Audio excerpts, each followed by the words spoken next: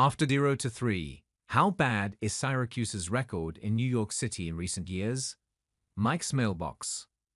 Syracuse, NY. The Syracuse Orange men's basketball team took 2 trips to New York City and played 3 games during the non-conference portion of this year's schedule. Suffice to say, the Orange's experience in New York basically rivaled that of the Sticky Bandits in Home Alone 2. Instead of being hit with bricks and paint cans before being attacked by pigeons, Syracuse came up short in losses to Texas and Texas Tech before being pummeled 87-60 by Maryland last Saturday at the Barclays Center in Brooklyn. One reader sent a question into the mailbox wondering about Syracuse's recent record in the Big Apple, a city that the Orange used to own over St. John's and Connecticut. The Syracuse Orange hasn't been very good in the Big Apple over the last 8 years. Syracuse has played 3 games at the Barclays Center in Brooklyn this season. The results have been losses to Texas, Texas Tech, and just this past Saturday to Maryland. This year's 3 losses continued a recent downward trend for the Orange in New York City. Since the beginning of the 2016-17 season, Syracuse has a record of 4-14 in games played at either Madison Square Garden or the Barclays Center. That includes the 3 ACC tournaments that have been played in Brooklyn since 2017.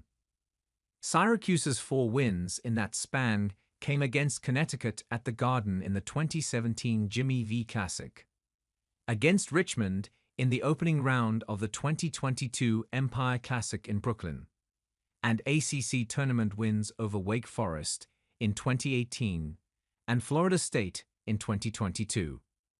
In the 8 previous years, 2009 through 2016, Syracuse had a record of 18-7 at the Garden. Syracuse's all-time record at Madison Square Garden is 94-80.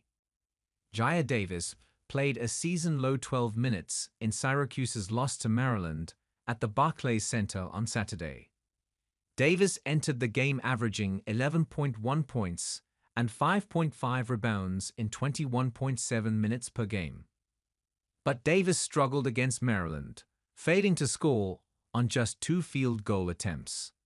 He didn't get a rebound and wound up with 3 turnovers against no assists. I believe the main reason for Davis' struggles and his limited minutes was the size disadvantage that he faced against Maryland's tandem of bigs. Maryland started 6'10", 246-pound center Derek Queen and 6'9", 252-pound power forward Julian Reese. Davis is listed at 6 feet 7 inches, but he does most of his work in the paint. It was just too tough for him to try to score over the Maryland big men. The Syracuse media guide does not include a record for fewest free throws attempted in a game. Suffice it to say, 2 free throw attempts is an incredibly low number.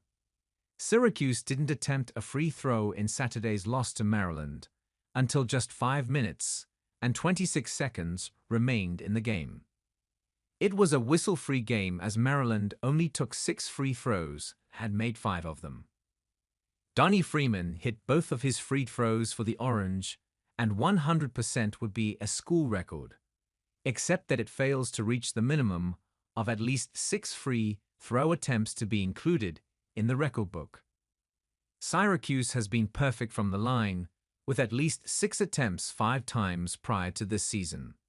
The most recent occasion was a 12-for-12 performance in an 84-71 win over Virginia Tech last season.